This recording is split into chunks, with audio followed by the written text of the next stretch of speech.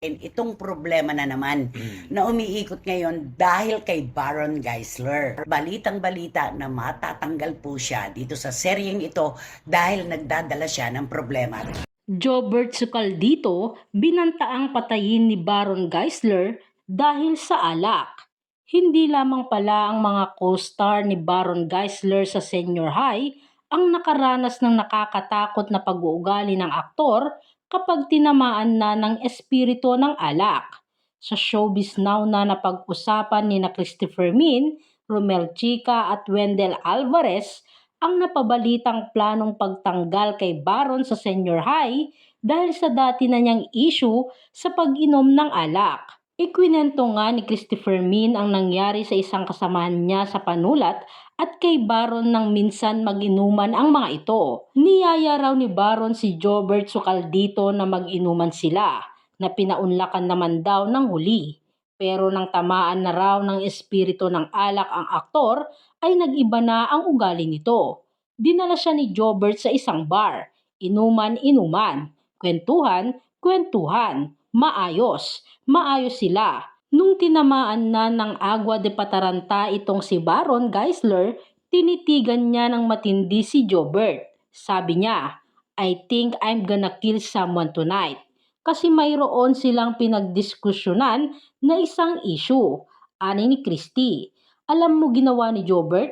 Tinawag ang waiter. Kinuha ang bill. Mahirap na nga naman. Yung inilibre mo na, nagkwentuhan kayo pero nang maapektuhan na ng alak, may plano na pala para sa'yo. Dagdag pa niya. Nanghihinayang naman sa mahusay na aktor ang batikang showbiz columnist. Ang galing-galing pa naman ng kanyang role dito sa serye.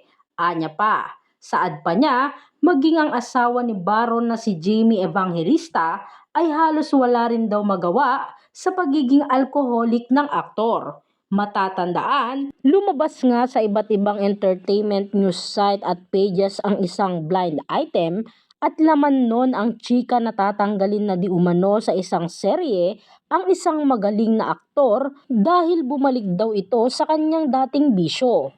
May ibang blind item naman na ang chika ay naiimpluwensyahan daw ni magaling na aktor ang mga young stars na kasama niya sa teleserye. Maraming netizens na ang hula ay si Baron Geisler ang tinutukoy sa blind item dahil sa naging bisyo nito na uminom ng alak. Sa latest vlog naman ni OG Diaz ay binalita nito na may plano nga raw tanggalin si Baron sa senior high dahil sa pag-iiba nito ng ugali kapag nakainom ng alak.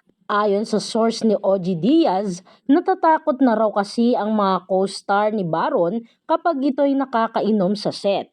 Mukhang magdedesisyon na ang management na tanggalin itong aktor na ito kasi daw, yun na nga yung sinasabi ko, talagang yung alak. Wala talagang gagawing mabuti sa katawan mo at sa pakikipagrelasyon mo sa mga kapwa-artista, say ng talent manager comedian sa YouTube show na Showbiz Update. Ito nga yung nakarating sa atin. Sabi ko, "Uy, serious?" "Opo. Baka tanggalin na siya kasi natatakot na yung ibang artista, lalo na yung mga bata kapag siya'y nakakainom." Dagdag pa niya, "Gaano katotoo, Baron Geisler, na ikaw yung aalisin sa senior high? Napaka-vital ng kanyang role." Patuloy pa niya, yung ibang mga bata raw nagrereklamo na parang natatakot sa kanyang lumapit, lalo na kapag alam nila na, "Ops, hindi kape, hindi soft drinks, hindi tubig ang iniinom, kundi ang nakalagay sa kanyang tumbler ay yung alak."